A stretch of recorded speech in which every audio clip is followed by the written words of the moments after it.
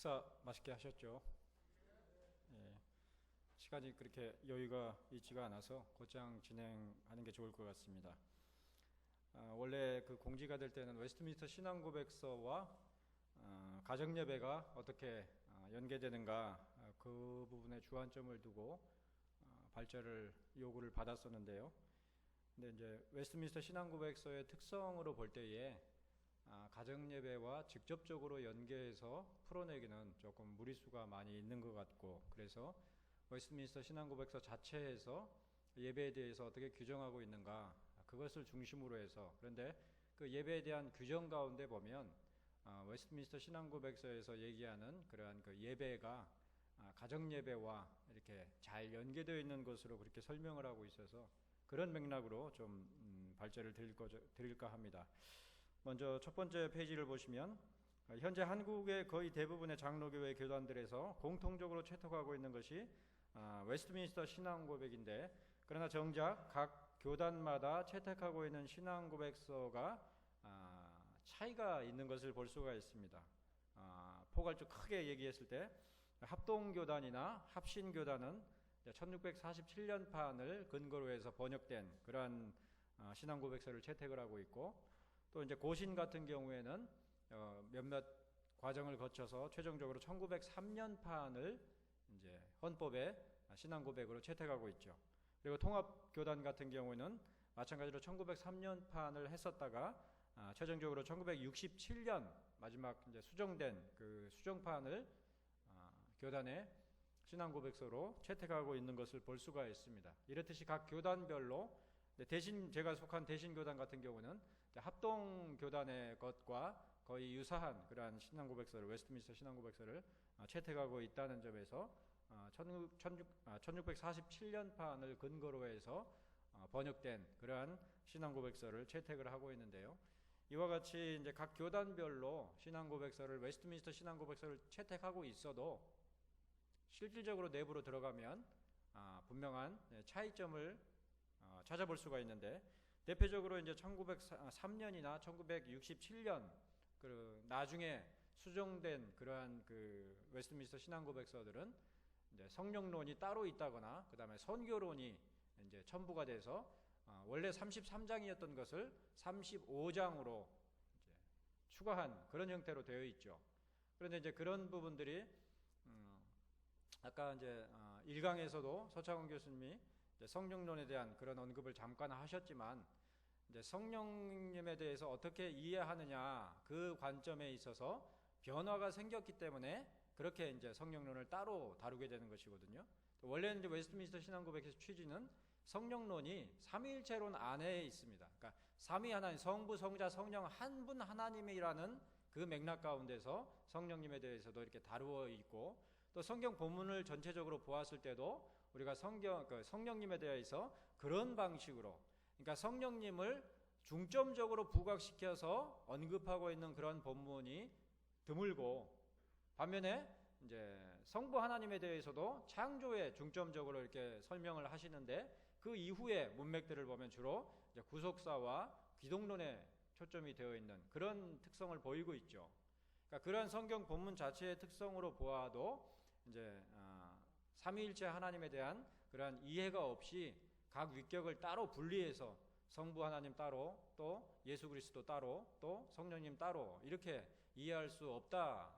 이렇게 한 분 하나님으로 이해해야 된다. 그것이 이제 웨스트민스터 신앙고백서의 원래의 취지인데, 그런 취지에서 이제 이탈됨으로 말미암아 성령론을 따로 다루게 되고, 또 그 바탕 가운데서 이제 선교론을 또 추가하는 그런 형태로 변형된 것들을 채택하고 있는 그러한 것들이 오늘날 현실입니다. 그러므로 웨스트민스터 신앙고백서 자체가 갖고 있는 성격이 무엇인지를 명확하게 알기 위해서는 원래, 그러니까 나중에 수정본들 같은 경우에는 좀 전 세계적인 혹은 거국적인 그러한 그 회의를 통해서 산출된 것이 아니라 지역적인 범위에서 산출된 그런 특성을 가지고 있기 때문에 웨스트민스터 1647년에 웨스트민스터 총회만 그 신뢰도가 좀 떨어지는 그런 성격이 있죠. 그러니까 47년만 못하다는 그러한 성격이 있기 때문에, 그런 점으로 보았을 때도 원래 1647년 초판에 웨스트민스터 신앙고백서의 그 취지가 무엇인지를 아는 것이 중요한 것입니다. 그런 점에서 이제 각 교단별로 채택하고 있는 신앙고백서의 그 버전이 다르다는 것은 상당히 문제가 있는 것이죠. 자, 근데 다행스럽게도 이러한 그 각 교단별로 약간씩 다른 신앙고백서 버전을 채택하고 있어도 예배에 관련해서는 큰 틀에서 변하지 않고 동일하게 채택하고 있는 것을 볼 수가 있습니다. 근데 웨스트민스터 신앙고백서에 대해서 조금만 더 부연 설명을 드리자면 웨스트민스터 신앙고백서와 대소교리 문답 간에 차이점이 있습니다. 그러니까 대소교리 문답은 캐테키즘이잖아요, 그죠? 교리 문답이란 말이에요. 그러니까 문답이에요. 묻고 답하는 형식이죠. 그러나 신앙고백서는 신조와 같은 성격입니다. 그래서 원래의 취지 자체가 조금 차이가 있죠. 그래서 가정예배와 직접적으로 연계되는 것은 신앙고백서보다는 소교리 문답이 조금 더 직접적이고 조금 더 광범위하게는 대교리 문답이다, 이렇게 볼 수가 있고요. 그러나 이제 응용해서 신앙고백서를 가정예배나 아니면 이제 소규모 모임이나 공예배에서 이제 차용해서 사용하는 그런 맥락은 우리가 수용해 볼 수가 있겠죠. 근데 웨스트민스터 신앙고백서 자체는 원래 성격이 쉽게 얘기해서 신학적인 일치를 추구했던 거예요. 그러니까 우리 대한민국의 장로교단들의 현실은 고신과 통합이 다르고, 그러니까 합동과 통합이 다르고, 또 고신과 합동이 색깔 차이가 있고, 또 합신교단의 독특성이 있고, 그 가운데 또 대신교단이 갖고 있는 어떤 그런 또 정체성이 있고, 그런 식으로 이렇게 그 차이점이 명백한 데 반해서 애초에 웨스트민스터 신앙고백서는 스코틀랜드, 아일랜드, 잉글랜드, 웨일즈까지 포함해서 그러한 그 브리튼이라고 칭하는 그런, 오늘날에는 영국이지만 그때는 아직 영국이 아니죠. 그런 브리튼 그 새 왕국, 크게는 새 왕국이고 이제 웨일즈까지 하면은 이제 네 왕국으로 분류되기도 하는데, 이제 웨스트민스터 총회 당시에는 이제 새 왕국이었죠. 그래서 스코틀랜드, 아일랜드, 그리고 잉글랜드, 이렇게 새 왕국이었는데, 그러한 그 왕국의 신앙을 일치시키는 것을 목적으로 작성된 것이 웨스트민스터 신앙고백서입니다. 그런데 이제 그러한 일치를 위해서는 어떻습니까? 각 그 그러니까 대륙이 아니라 각 지역 나라들의 그 총대들이 모여서 논의를 한 것이죠. 그래서 그 총대들 가운데는 이제 독립교회파라고 그러는데, 오늘날에는 회중주의죠. 그런 자들도 있었고, 에라스티안파라 그래서 국교회파들도 있었고, 또 이제 장로교파도 있었고, 이런 여러 가지 성격의 그러한 그 교파들이 함께, 신학자들이 모여서 성경을 근거로 해서 오랜 논의 끝에 결론으로 도출된 것이 웨스트민스터 신앙고백서입니다. 그러니까 각각의 교파적인 특색들이 함께 모여서 성경을 근거로 논의한 결과 일치가 이루어진 것이죠. 짧은 시간이지만.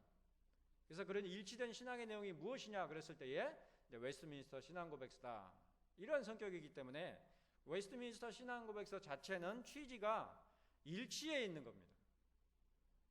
근데 그러한 일치를 오늘날에는 주로 어디에서 추구합니까? 우리 대한민국 현실에서 어느 교단이 주로 일치를 추구해요? 에큐메니카를 강조하는 게 어느 교단입니까? 통합교단이죠. 합동이든 고신이든 뭐 합신이든 대신이든 에큐메니칼에 대한 안목이 많이 취약해져 있죠. 근데 웨스트민스터 신앙고백서 자체는 에큐메니칼이에요. 일치에 있어요. 오늘날에 이제 웨스트민스터 신앙고백서를 다 헌법에 채택하고 있고 그렇지만, 그럼에도 불구하고 기본적인 맥락에서부터 제대로 숙지하고 실천하지 못한다는 것을 그 점에서도 확인해 볼 수가 있는 것이죠. 그러니까 뭐 통합, 합동, 합신, 고신, 뭐 대신, 또 뭐 여타 군소 교단들, 장로교로 타이틀로 모인 그런 교단들이 흩어져 있는 것은 부끄러운 것이죠. 흩어져 있음에도 불구하고 동일하게 웨스트민스터 신앙고백서를 채택한다는 것은 웨스트민스터 신앙고백서의 에큐메니칼한 취지를 간과하고 있는 것이죠. 그러면 통합 측이 그런 그 실천을 잘 하고 있느냐 했을 때 이제 특정 교단을 지칭해서 굉장히 좀 조심스럽습니다만은 그 통합의 에큐메니칼이 이제 취지 자체는 좋은데 문제는 교리적인 일치보다는 마치 WCC와 양상이 비슷한 그런 맥락으로 일치가 이루어진다는 점에서 그리고 추구한다는 점에서 한계가 분명하고 문제점이 있는 것이죠. 자, 어쨌든 그러한 성격을 갖고 있는 것이 웨스트민스터 신앙고백서다. 자, 그럼에도 불구하고 예배와 관련된 21장의 경건한 예배와 안식일에 관한 그러한 내용들은 각 교단별로 다르지를 않더라.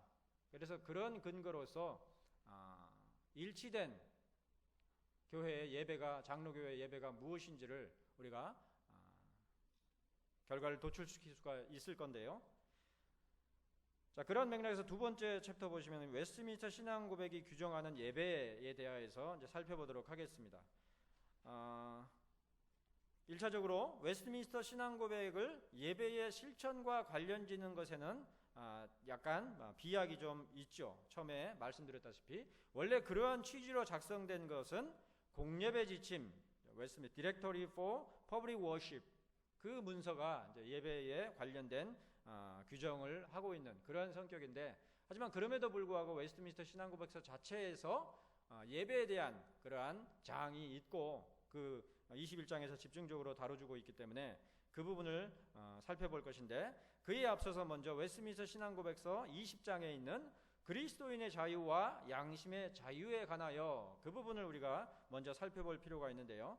왜 그러냐면 웨스트민스터 신앙고백 제20장의 주제인 그리스도인의 자유와 양심의 자유는 곧바로 21장의 경건한 예배와 안식일에 관한 주제로 직결되기 때문입니다. 그러니까 우리가 웨스트민스터 신앙고백서를 아주 심도 있게 찬찬히 살펴보면 그 배열 자체도 굉장히 깊이가 있는 거예요. 그 순서 자체가. 그래서 그 순서를 함부로 뒤집는다거나 그렇게 행해서는 안 되는 겁니다. 그러니까 20장과 21장이 연계성이 있는데 웨스트민스터 신앙고백 20장 1항에서 조금 문맥 넘어가셔서요. 그리스도의 구속과 그 적용으로 말미암아서 자유롭게 된 그리스도인의 자유인 양심의 자유는 곧장 21장에서 다루는 경건한 예배로 향하도록 하는 자유인 것이다. 이렇게 연결이 되죠. 그러니까 예수 그리스도 안에서 자유롭게 된 심령이 그 심령을 가지고 이제 복받아서 이 세상 가운데서 승승장구하고 믿음의 신자로서 잘 사는데, 그런데 취지가 있는 것이 아니라, 그런데 거기를 향하고 있는 것이 아니라, 세상 복락을 향하고 있는 것이 아니라 하나님 앞에 온전하게 예배할 수 있도록 이끄는 것이란 말이에요. 그러니까 우리의 양심의 자유는 하나님께로 향하는 것이고 그것이 진정한 자유인 것이고, 또 그 하나님께로 향한 양심의 자유라는 것은 우리 나름대로 그야말로 자유롭게 하나님께로 나아가는 것이 아니라 하나님께서 성경을 통해서 규정하신 예배의 원리가 무엇인지로 알고 그 예배의 원리를 따라서 예배드리는 것이 자유로워진 심령의 양심의 자유를 누리는 자의 하나님을 향한 합당한 예배의 모습이란 말이에요. 그것이 진정한 신자의 자유란 말이에요. 그런 맥락으로 20장과 21장이 연계되어 있는 것입니다.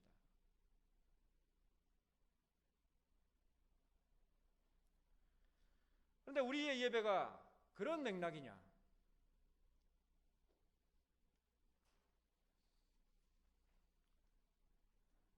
아까 시편 찬송을 특송을 하셨지만 시편 찬송은 원래 회중 찬송이죠.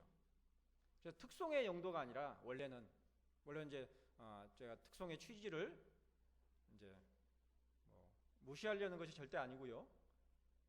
알려드리는 겁니다. 시편 찬송은 온 회중이 하나님의 말씀에 창념함으로 경배하는 그런 성격이에요. 그러니까 영과 진리로 하나님을 찬양하는 것이 시편 찬송이죠. 그러니까 아름답게 부르는 것보다 하나님께서 주신 찬송의 가사에 집중해서 진정한 마음으로, 온 마음으로, 영으로 하나님을 높이고 찬송하는, 그것이 시편 찬송의 포인트인 것입니다. 아무리 목소리가 아름다워도 그 안에 하나님을 향한 진정함, 그리고 진리가 없으면 안 되죠. 왜 시편 찬송을 부릅니까? 그것이 하나님께서 우리에게 진리로서 주신 찬송이기 때문에 그런 거예요. 우리 나름의 마음을 하나님께 고백하는 것이 찬송이 아니라 하나님께서 가르쳐 주신 대로, 그러니까 창세기 2장 3장의 내용이죠. 개인적인 신학에 있어서 핵심적인 성경이 창세기 2장 3장입니다. 왜 그러느냐? 아담의 타락의 성격이 뭐예요?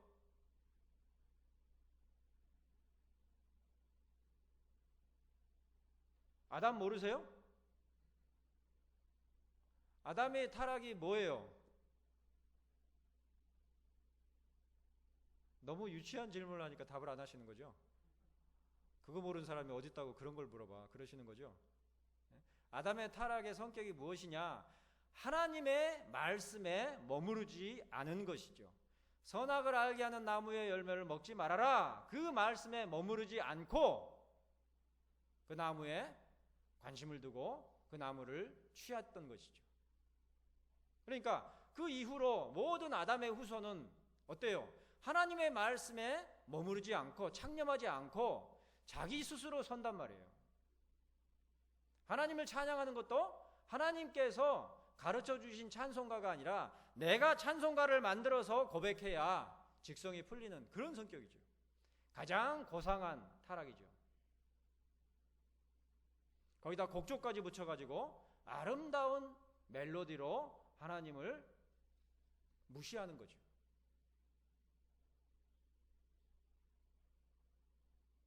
그래서 잠언은 뭐라 그럽니까? 기도에 대해서 뭐라 그래요? 하나님의 율법에 귀를 기울이지 아니하면 그 기도도 뭐라 그래요? 가증하니라. 가증하니라, 그 말이 히브리어적인 의미로는 역겹다는 말이죠. 그러니까 하나님의 말씀인 성경의 창념에서 성경의 진리를 모르고 하나님께 불러 주여 주여 외치는 그 기도는 가증하다. 이미 잠언에 기록된 맥락이란 말이에요. 근데 그조차도 오늘날에는 다 깡그리 무시하고 그저 장로교회에서도 통성기도 하느라고 혈안이 돼 있고 다 통성으로 하니까 나는 차별화해서 방언으로 한다 했었고 그런 현실이죠. 그러면서 장로교회라고 하는 시간 관계가 이제 그 여유가 없어서 이제 원래는 서머리 형식으로 발제를 하려고 그랬는데 시간이 생각보다 많이 소요될 것 같아서 좀 축약하면서 맥락적으로만 설명을 드리는 것입니다. 근데 이제 그러한 참된 하나님 앞에 참된 예배가 이루어지기 성립하기 위해서는 하나님의 말씀에 근거해야 되는데 그 하나님의 말씀 중에서도 특별히 율법의 준수 가운데서 이루어져야 하죠. 최근에 그리스도의 능동적 순종, 수동적 순종 그 문제를 가지고 SNS상에 쟁론이 벌어지고 또 교단 간에 또 갈등 양상으로까지 치닫는 그런 문제가 있는데 그리스도의 능동적 순종이 무엇이냐 그러면은 그리스도께서 율법을 다 지켜 행하셨다. 그리고 그 그리스도께서 율법을 지켜 행하신 그 의가 신자에게 전가된다. 그게 칭의죠. 근데 그 점을 간과하는 분들은 예수 그리스도의 십자가의 그 대속이 얼마나 엄청난 큰 공로인데 예수 그리스도께서 십자가에 달리심으로 말미암아 율법의 모든 기능이나 모든 역할이나 모든 효용이 다 무용지물이 된 것이다. 필요 없게 된 것이다. 오직 그리스도의 대속만으로 하나님 앞에 의롭게 되는 것이다. 그런 양상으로 간단 말이에요. 그런 양상의 동일선상에 있는 것이 무율법주의입니다.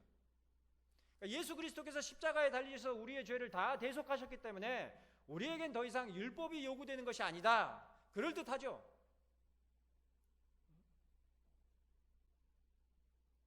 대표적으로 그렇게 주장하는 자들이 누굽니까? 오늘날에는 현대 우리나라 대한민국에서 구원파죠. 그리스도의 보혈만 의지하면 되지 율법 우리가 그걸 가지고 정죄할 것도 아니고 그걸 가지고 우리가 자괴감에 빠질 것도 아니다. 얼마나 좋습니까? 예수만 믿기만 하면 모든 죄가 다 사해지니까 지금 죄를 범해도 되죠. 그건 죄가 아니죠. 그런 맥락으로 교회사 가운데 연계되기 때문에 그리스도의 능동적 순종을 강조를 하고, 그래서 율법의 제3 사용, 그것이 있는 것인데, 그런 신학적인 맥락들을 다 간과하고서 논쟁이 야기되는 그런 양상이 있는데, 그와 같이 우리 웨스트민스터 신앙고백서가 얘기하고 있는 예배에 있어서 핵심은 바로 하나님의 말씀에 있는 것입니다. 목사의 말이 아니라 하나님의 말씀에 있단 말이에요. 그래서 목사가 말하는 것은, 이 풀핏에 강대상에 서서 목사가 하는 말은 목사의 말이 아니라 하나님의 말씀인 성경에 근거해서만 이루어져야 하는 것이 장로교회의 설교죠. 제가 설교론까지, 이후 주제까지 제가 건드려 버렸는데요. 그래서 웨스트민스터 신앙고백서 1장에서 성경에서 신구약 성경은 우리의 신앙과 삶의 표준이다, 기준이다, 이렇게 얘기하고 있는 것이죠. 그러니까 목사가 아니라 성도들도 오직 성경에 근거해서만 살아가야 하는 것이죠. 그런데 우리가 그렇습니까? 성경에 근거해서 살아가나요? 잠깐이죠. 아침에 잠깐 성경 한두 구절 읽고 한두 장 읽고 끝이죠. 심지어 목회자들도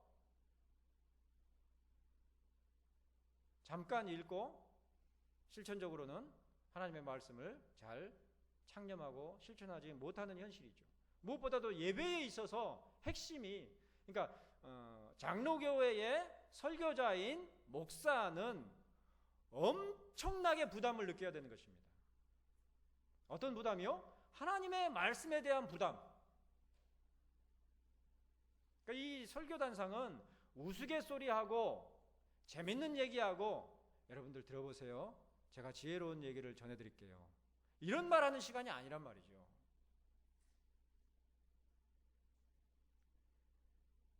장로교회 예배의 핵심이 순서상 예배의 요소들, 시편을 찬송하고 또 성경을 읽고, 오늘날에는 성경을 읽는 것에 대해서도 많이 축약돼 버렸죠. 그래서 성경 봉독을 대체해서 어떻게 만들어 버렸어요? 지난 주일날 예배 때 어떻게 하셨어요? 성경 봉독 하셨나요? 안 하죠. 대부분의 장로교회에서 어떻게 해요? 성경 찬송가 뒤쪽에 문답으로 되어 있죠. 그죠? 그래서 성경 구절을 뽑아가지고 그것을 읽는 것으로 한다거나 이런 식으로 이루어지죠. 근데 원래 웨스트민스터 신앙고백 예배모범에 보면은 성경 낭독이 목사가 수행해야 하는 아주 중요한 그런 순서로 되어 있습니다. 그러니까 읽어야 되는 거죠. 그리고 또 설교 본문도 읽고, 그 설교 본문은 특별히 강해하고 또 해석해서 실천적으로 적용해주는 그런 역할을 해야 되는 게 목회자, 설교자란 말이에요.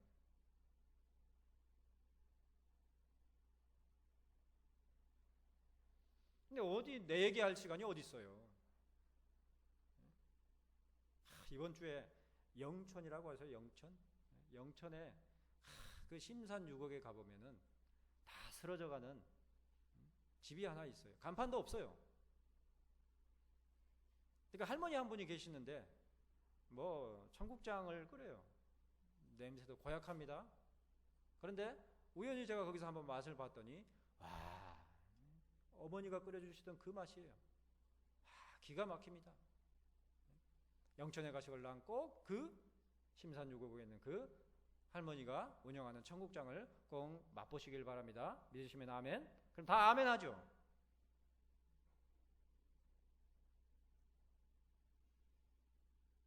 그럴 시간이 어딨냔 말이에요.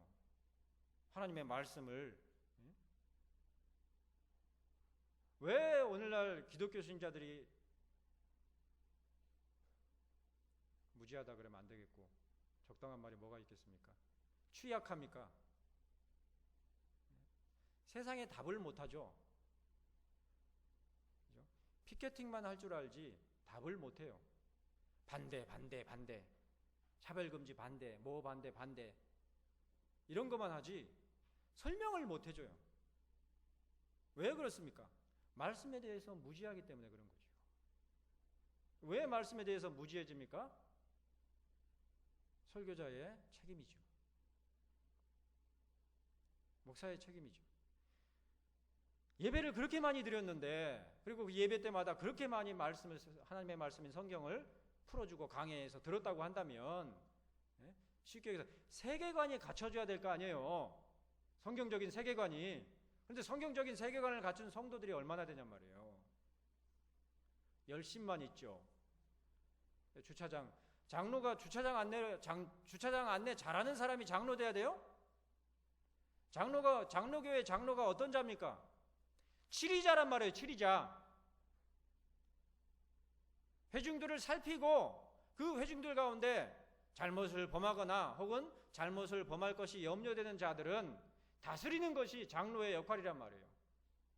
그러니까 누구보다도 모범이 돼야 되기 때문에 주차장 안내를 하나요? 그러니까 말씀에 대해서 목사만큼은 아니라도 목사 못지않은 말씀에 대한 안목과 또 교회를 운영하는 데 있어서 탁월한 인격과 이런 것들을 갖춰진 자가 장로가 돼야 되는 것이죠. 그래야지 속된 말로 말빨이 설 거 아니에요. 주차장 안내하는 거하고 장로의 치리하고 무슨 상관이에요? 얘기가 딴 데로 갔습니다만은 요지는 그겁니다. 웨스트민스터 신앙고백서가 얘기하는 예배의 핵심이 무엇이냐? 하나님의 말씀인 성경이다. 그런데 누구나 다 동의하죠. 교회 다니는 사람은 누구나 동의하죠. 아까 서창원 목사님이 말씀하신 것처럼 어렸을 때는 그것이 성경에 있냐? 그것이 캐논이죠, 캐논. 근데 오늘날에는 성경이 그렇게 사용돼요? 신앙생활하는데 오늘날에는 이 성경이 없어도 신앙생활하는데 아무 문제가 없습니다. 마음만 있으면 돼요. 그죠? 내 마음 아시죠? 하나님을 향한 내 진솔한 마음만 있으면 하나님이 그걸 받으시지, 말씀에 대해 좀 무지하고 기도에 대해서 좀 게으르고 실천에 있어서 좀 잘못되면 어떠냐? 하나님 다 받으신다. 사랑의 하나님, 자비의 하나님, 용서의 하나님, 긍휼의 하나님, 다 이런 내용만 얘기하지. 근데 성경 본문을 보면 어떻습니까? 특히 구약을 보면 어떻습니까? 다 쳐 죽일 놈들이죠. 구약을 근거로 우리의 삶을 보면 단 한 사람도 살아남을 사람이 없죠. 그렇게 도전을 주고 있단 말이에요. 아, 그렇구나. 율법을 가지고 신앙을 얘기하면 아무도 살아남을 수 없기 때문에 그리스도께서 대속하신 것이구나. 그러니까 그리스도께만 온 마음을 기울여서 내 마음 아시죠? 제가 비록 죄를 짓습니다마는 제가 짓고 싶어서 죄를 짓겠습니까? 나도 나를 모르겠어요. 그러나 하나님을 향한 진정한 마음이 있는 건 아시잖아요. 주님만을 의지하는 건 아시잖아요. 그걸로 족하시죠?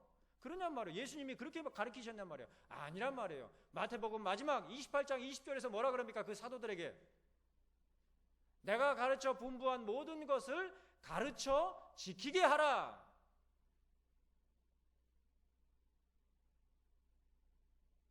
그 말씀은 무슨 말씀이에요? 가르쳐 지킬 것을 예수님께서 충분히 가르쳐 주신 것이죠. 마찬가지로 예수님께서 율법을 폐하신 것이 아니라 율법을 이루신 것이죠. 그러니까 예수님이 결코 율법을 폐하시지 않으셨단 말이에요. 그러니까 우리가 예수 그리스도를 믿는 자라고 한다면 율법에 대하여서 바른 예수님으로 말미암아 성취되고 완성된 그 율법에 대한 개념을 갖고 있어야 된단 말이에요. 어떤 분들처럼 율법이 더 이상 우리에게 요구되는 것이 아니라고 한다면 그러면 봅시다. 십계명을 보세요. 살인하지 말라 그랬죠. 그죠? 그러면은 십계명을 율법을 제껴버리면 살인해도 된다는 말이잖아요. 부모에게 효도하라 그랬죠. 그런데 십계명을 율법을 제껴버리면 부모를 학대해도 아무 문제가 없는 거죠. 그죠? 또 1계명에서 4계명을 제껴버리면, 율법을 제껴버리면 어떤 문제가 됩니까? 하나님 앞에 뭐 그냥 믿는 마음만 있으면 되는 거예요. 여기다가 뭐 파마한 불상을 놔도 되고, 마리아상을 놔도 되고, 무슨 코끼리상을 놔도 되고, 황금 송아지를 놔도 되고, 아무 문제가 없다는 거나 마찬가지죠.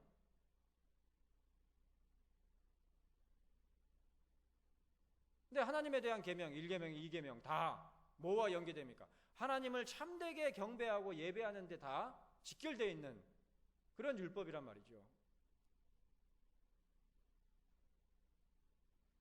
예수님께서 그 율법을 여전히 인정하시고 오히려 그 율법을 폐하시는 것이 아니라 그 율법의 진정한 의미를 깨우치시고 가르치신 그런 성격이라고 한다면 그리스도인들은 누구보다도 율법을 잘 지키고자 힘쓰는 자들이 돼야 마땅하는 것이죠.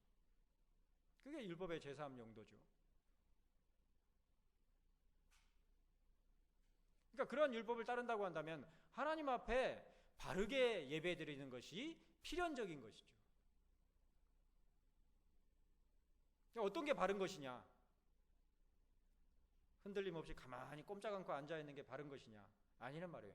하나님께서 성경을 통해서 우리에게 바른 예배의 원리가 무엇인지를 가르쳐 주신 대로, 그래서 찬송도 어때요? 우리의 마음을 고백하는 것이 중심이 아니고 하나님께서 가르쳐 주신 찬송으로서 시편 찬송을 예배 때 사용하는 거죠. 그래서 그 모든 것들을 아우르는 원리가 뭐예요? 아까 1강에서도 잠깐 코멘트했습니다만은 규정적 원리죠. 규정적 원리는 뭐냐? 그랬을 때에 하나님께서 성경에 가르쳐 주신 대로 행하고 하나님께서 성경에서 가르쳐 주시지 않은 것은 안 하는 거예요. 근데 오늘날 우리가 그렇게 하나요? 정반대로 하죠. 하나님께서 성경을 통해서 가르쳐 주신 예배의 순서들은 최대한 빼버리고 하나님께서 언급하시지 않으신 것들만 잔뜩 예배의 요소로 다 들여다놨죠. 시청각이다 뭐다 그냥 온갖 것들을 끌어들이죠. 심지어는 애들 예배 같은 경우도 이게 예배인지 푸닥거리인지 어때요? 싱싱이라고 들어보셨어요? 뛰노는 게 예배래요. 광야의 그 금송아지 앞에서 뛰놀던 그 모습이나 하나도 다르지 않죠. 그 지경으로까지 가고 있단 말이죠.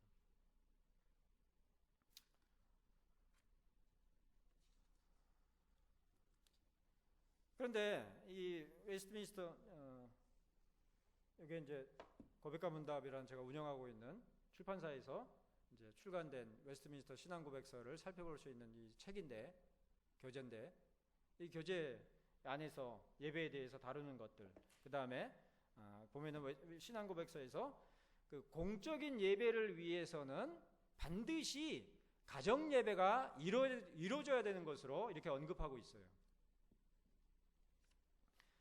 근데 뭐 최근에 수년 사이로 계속해서 이제 개혁주의 설교연구원에서도 가정 예배를 부각해서 어떤 주제로 삼아서 세미나를 연 적도 있었고 그런 정도로 이제 그 가정 예배가 강조가 되고 있는데 그럼에도 불구하고 왜 가정 예배가 중요한지 이런 부분들에 대한 인식이 여전히 절대적으로 빈약한 수준인데요.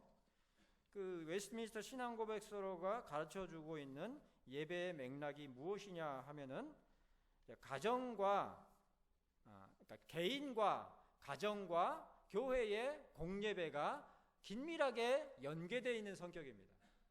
개인 예배, 그러니까 가정 예배만이 아니고 개인으로도 하나님의 말씀에 창념해서 개인으로도 예배를 드리고 그 개인으로 예배드림이 확장된 것이 가정 예배이고 그 가정 예배가 또 더욱 확장되고 연계되는 것이 교회로 모이는 공적인 예배의 성격이죠.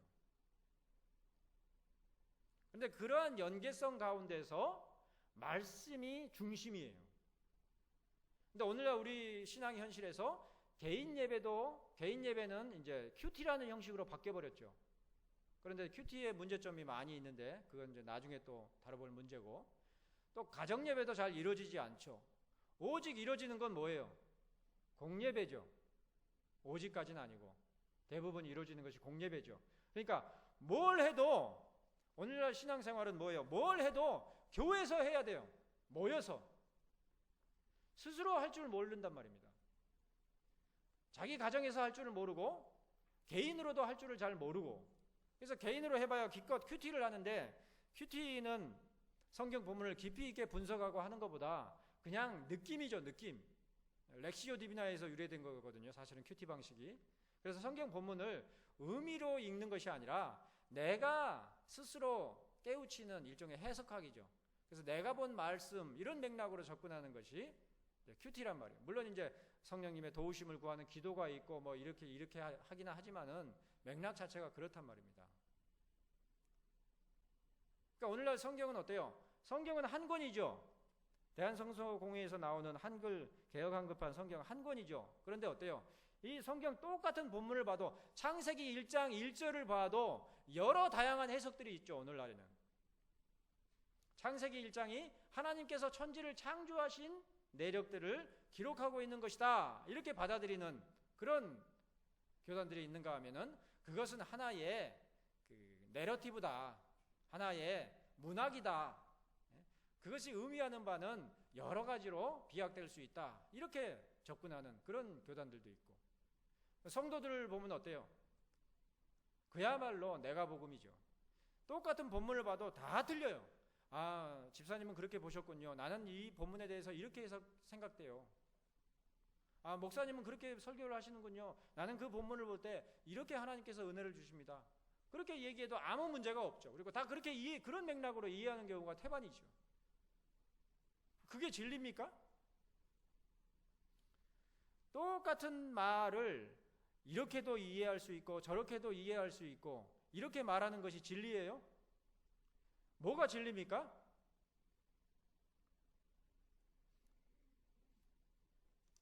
제 강의가 진리시는 모양이네.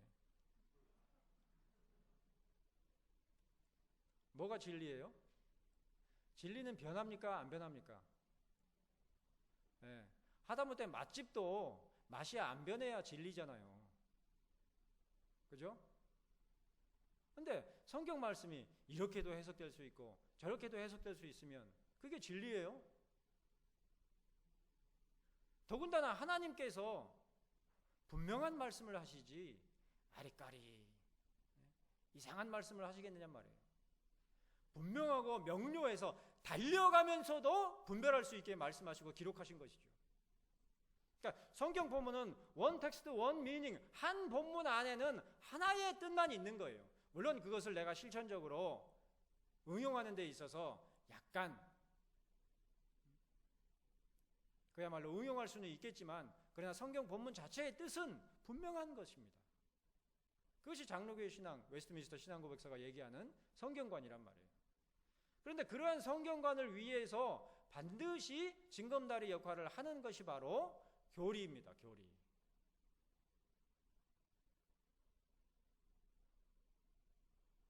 그러니까 교회 안에서 소그룹 모임을 하는데 성경 본문 성경 공부를 하는데 어떤 분은 막 이렇게 말하고 어떤 분은 저렇게 말하고 막 그냥 난리 법석인데, 그것을 정리할 수 있는 것은 교리의 표준에 따라서 웨스트민스터 신앙고백서에서 그 본문에 또는 그 성경의 취지와 맥락이 이런 것으로 언급하고 있더라. 그것이 이 본문에 대한 바른 이해다. 그것을 근거로 해서 우리가 숙지하고 다시 한번 논의해보자, 이렇게 갈무리가 돼야 되는데 그 교리가 없으니까 오늘날에는 성경 공부를 해도 갈무리가 안 되죠. 입장차가 다 있는 겁니다. 목사님 다르고 성도님들 다르고 다 다르게 그렇게 돼버린 거죠.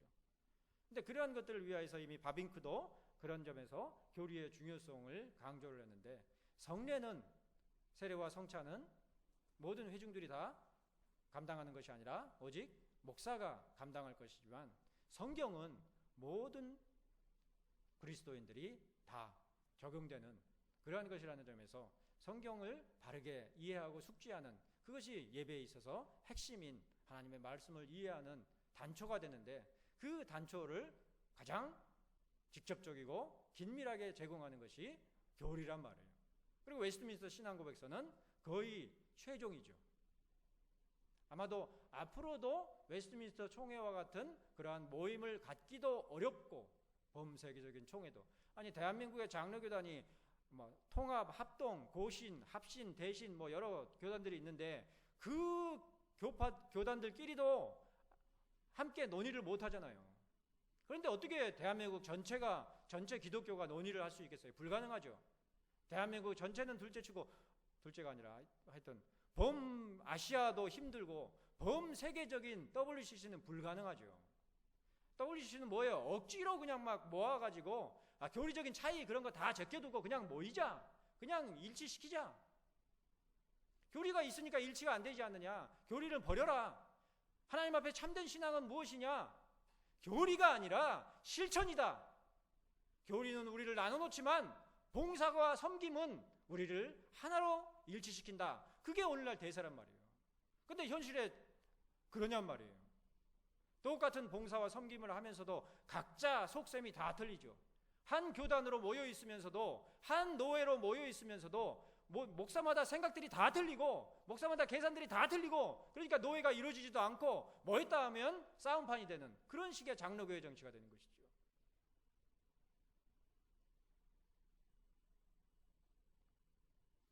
그런 점에서 웨스트민스터 신앙고백서가 원래 의도한 신앙의 일치를 위해서는 성경의 일치가 핵심적이고, 그 성경의 일치를 위해서는 웨스트민스터 신앙고백서와 같은 정당한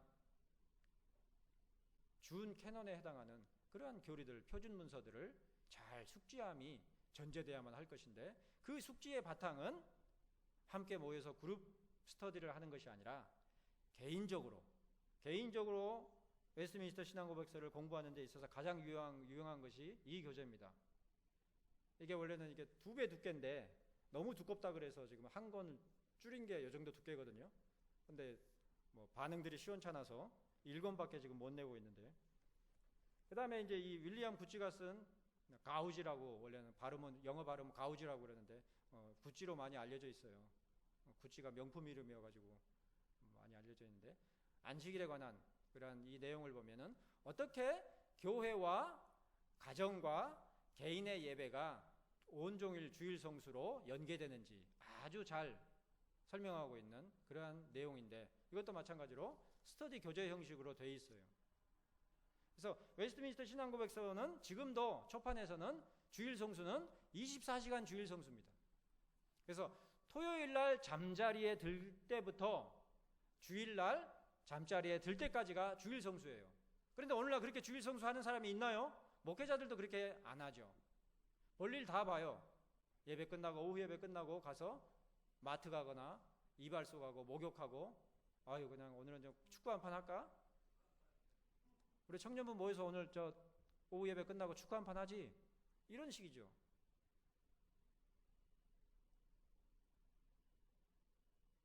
저도 그랬어요. 전도사 때. 못 모르고. 그러면서 정작 장로교 헌법에는 웨스트민스터 신앙고백서, 합동교단이나 합신교단 초판을 떡하니 24시간 주일 성수를 명시하고 있는 그런 아이러니한 우리 신앙 수준에 있는 것이죠. 근데 24시간 주일 성수를 하려면 어떻게 해야 돼요? 오늘날 우리 같으면 거의 불가능해요. 그런데 개인과 가정과 교회가 긴밀히 연계되어 있는 그러한 맥락을 이해를 할 때에 비로소 24시간 주일 성수가 결코 시간이 남는 것이 아니구나 알게 되는 것이죠. 오늘날 우리의 신앙의 수준에서는 어때요? 시간이 남죠.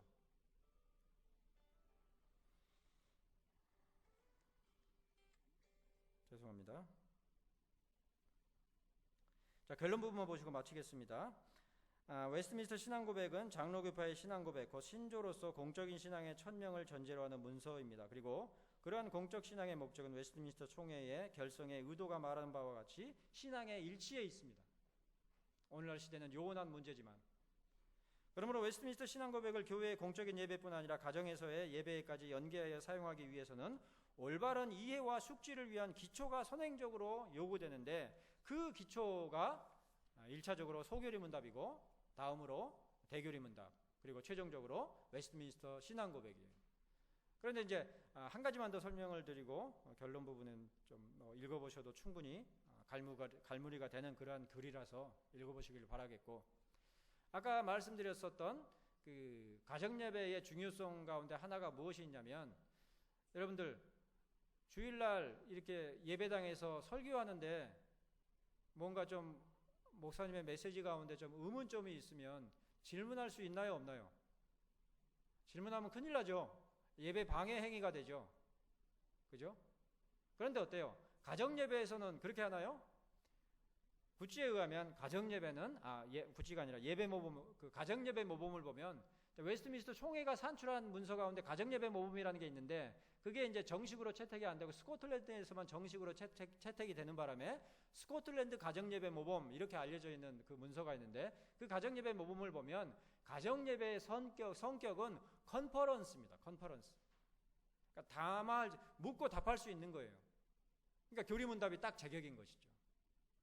그래서 가정예배에 있어서 직접적으로 연계되는 것은 소교리 문답과 대교리 문답이다.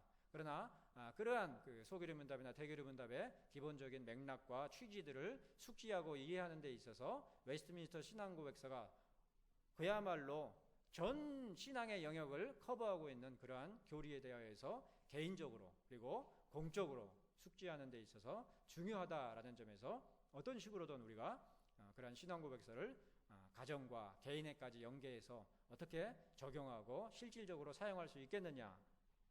실질적으로 이것이 사용돼야만 된단 말이에요. 대한민국의 장로교회가 그렇게 많은데도 불구하고 웨스트민스터 신앙고백서를 바탕으로 해서 만든 교재 가운데, 제 자랑입니다만은 이 교재만큼 분량이 많고 충실한 내용 책을 찾아보기가 드물단 말이에요. 그런데 이 책을 가지고 스터디를 하는 경우는 극히 드물단 말이에요. 초판을 500부 찍었는데 500부 소진하는데 2, 3년 걸렸단 말이죠. 그만큼 관심이 없는 거예요. 심각한 거죠. 아무쪼록 이미 나와 있는 그러한 자료들이 있으니까 그러한 자료들을 통해서 실질적으로 내 사례를 책임지는 성도들이 아니라 하나님의 양떼로서의 책임감이 있다고 한다면 정말로 그들이 내 양떼가 아니라 그리스도의 양떼가 될 수 있도록 진리로 바르게 양육하는 일에 힘쓰시기를, 또 그렇게 진리로 양육받는 데 힘쓰는 성도님들이 되시기를 바라겠습니다. 마치겠습니다.